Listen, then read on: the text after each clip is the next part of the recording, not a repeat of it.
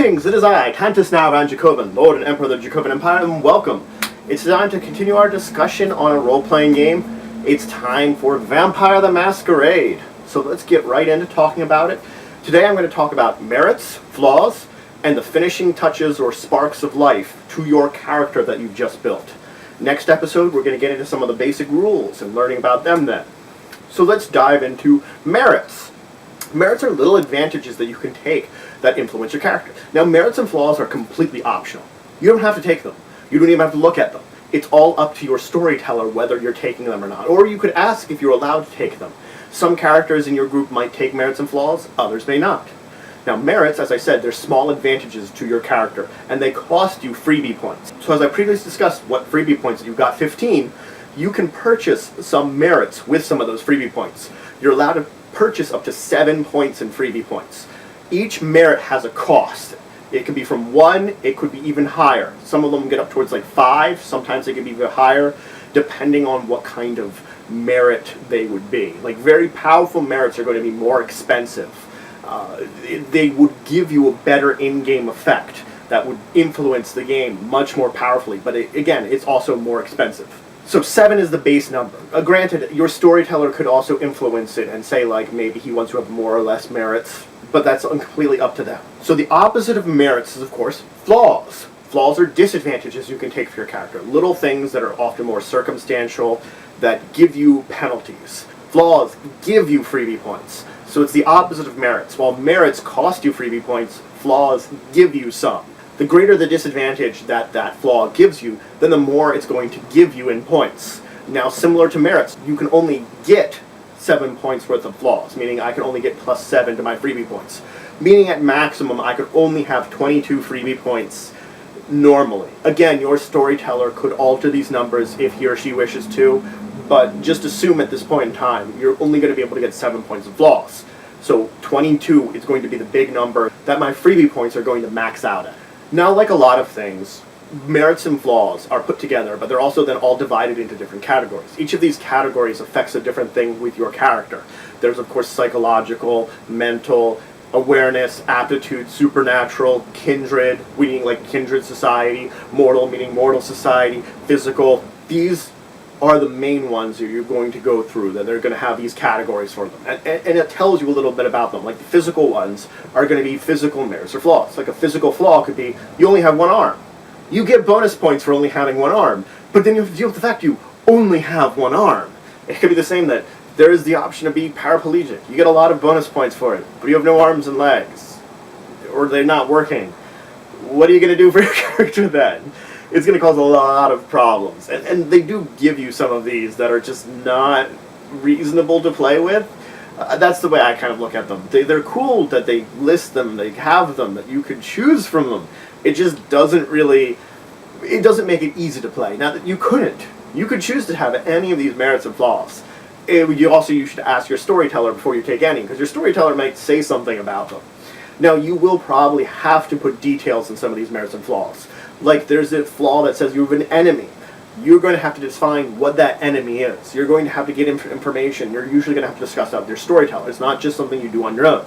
You talk with your storyteller and you two work it out together and figure out what this enemy would be. And of course, depending on how many points you sink into it, that's how dangerous it would be. Because there are certain merits and flaws which you can take you can basically choose how many points you're putting into it, and that means how powerful it is. So not only are there different ones that have different base powers, there could be ones that there's like an addiction. Depending on how powerful you put, how many points you're basically gaining from this addiction as a flaw, means how bad you have it. Or like an allergy sometimes could be too, and you can have an allergy as a vampire. The allergies are usually more supernatural, like having an allergy to silver, which was normally something you'd have to worry about if you were a werewolf. Vampire, not so much, but you could have that. And then, of course, you take damage, and you get hurt just from encountering silver. So let's move on to the finishing touches, your sparks of life for your character. The biggest things you're going to have to describe is, of course, your name and your appearance. Name is very important. It defines who you are, who people are going to call you. But, of course, appearance is the next thing to that you define how you look. So once you have these two things, you have what you're called and what you look like. And these are very important to defining what your character is, since you've already gotten to a lot of details about their mind and stuff like that. You're also going to define things like contacts or retainers or any other kind of background you might have.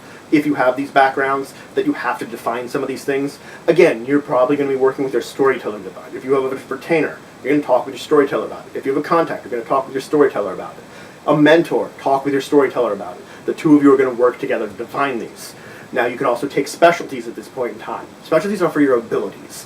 You can take in a specialty during character creation. It does add some bonuses when doing certain dice rolls and certain types. It's an option, but you can also take some during gameplay that when you're doing certain things, if you do it a lot, your storyteller might say, oh, hey, you know, you've earned a specialty in doing that because you've done it enough times, or you've practiced at it, or you've trained at it. So it's not something that you just need to define at character creation. If you don't think your character would have a specialty in anything, it really should reflect your character more than anything if you have a specialty. So don't just take it for the sake of taking it. Take it for the sake of defining more on your character. So of course your character is going to need equipment. Your equipment is going to reflect two different things. It's going to reflect two different backgrounds you have. The resource background you have and the influence background. Depending on those two backgrounds, it's going to tell you what kind of gear you can get. You know, your resources is going to tell you the basic amount of money you have. The influence is going to tell you like what kind of people you can work with to get things. Like maybe you have these connections to get these illegal weapons you might have. On the other hand, if you just have straight resources, you might have guns, but they probably would just be whatever you could buy illegally somewhere. That's a sort of trade-off between these things, that you have to use these backgrounds that you've already defined to figure out what your character might have, what the character might afford.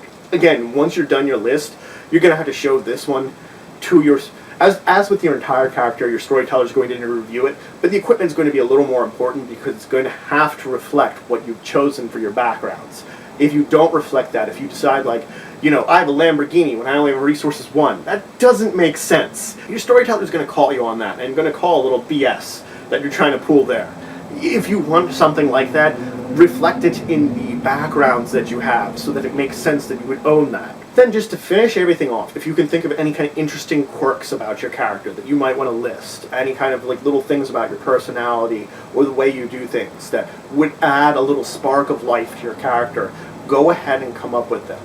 It's always good to come up with little things like this because it does, again, add to it. And when you can play those into your character when you're role-playing, it's really fun. It adds to the experience that you're coming up with someone that is someone different than you. You know, you're adding in these sparks of life so that it becomes an organic character.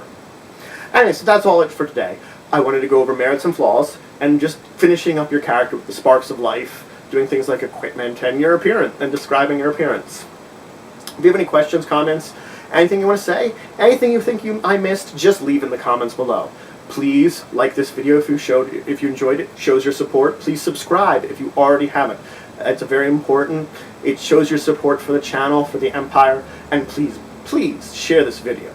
If you know anybody that would enjoy this video, that would learn something from it, or would be interested in learning about Vampire, please share it with them. And until the next time, I bid you farewell.